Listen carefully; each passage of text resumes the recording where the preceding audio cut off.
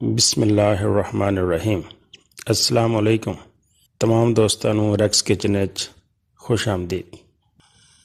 जिन्होंने दोस्तों ने मेरे चैनल ਨੂੰ सबसक्राइब नहीं किया तो वो सबसक्राइब कर लें, नाले नाल घंटी वाले बटन भी दबा दें ताकि सब तो पहलों तुहाडे कोल मेरी आने वाली वीडियो की इतला हो जाए।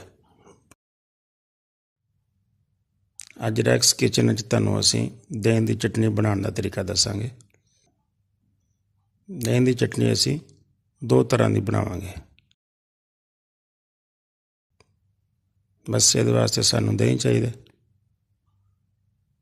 थोड़ा जिहा हरा धनिया, सब्ज़ मिर्च, नमक, जीरा पाउडर ते थोड़ी जी काली मिर्च। यह चीज़ां सानूं टोटल चाहिए।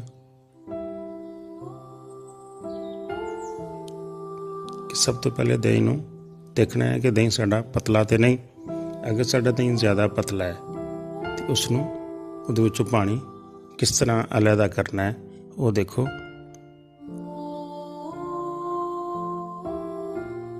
बारीक कपड़ा ले लेना, उसदियां दो तैवां कर लैणियां ते उहदे विच दही पा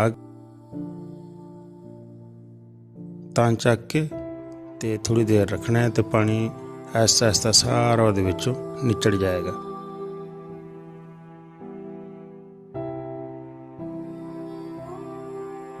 ज़्यादा दबाना नहीं। इस तरह पानी जो सारा विचों बॉल च आ जाए तो तुहाडा दही जिहड़ा है वो जिहड़ा बचेगा वो बिल्कुल गाढ़ा हो जाएगा।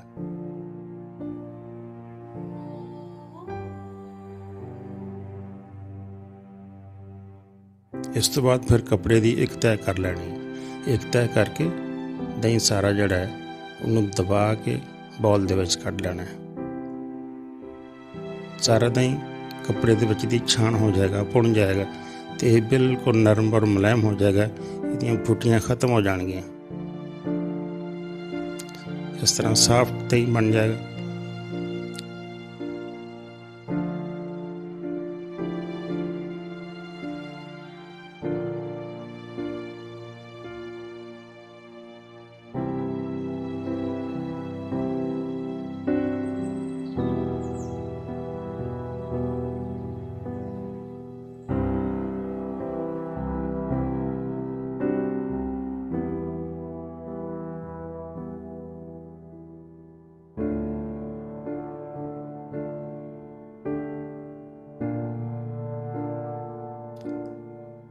एक पहली वैरायटी जिहड़ी है 2 चुटकियां काली मिर्च, 1 चुटकी नमक दी ते 1 चुटकी जीरे दी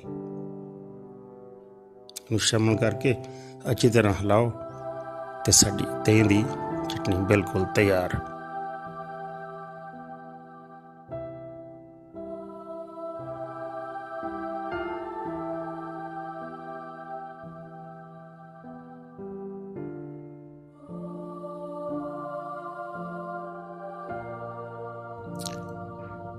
दूसरी वैरायटी 1 चुटकी नमक ते धनिए और हरी मिर्च का बनाया हुआ पेस्ट 2-3 चम्मच।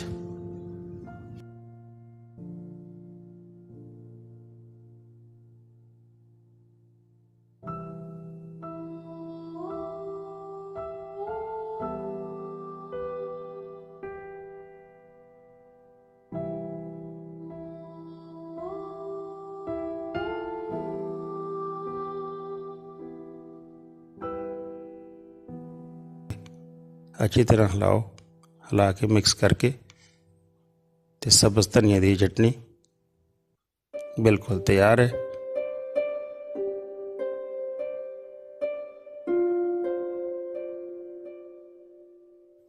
ये असीं खाने दे नाल, चावलों दे नाल, पकौड़ियां दे नाल किसी भी जगह ते इस्तेमाल कर सकते।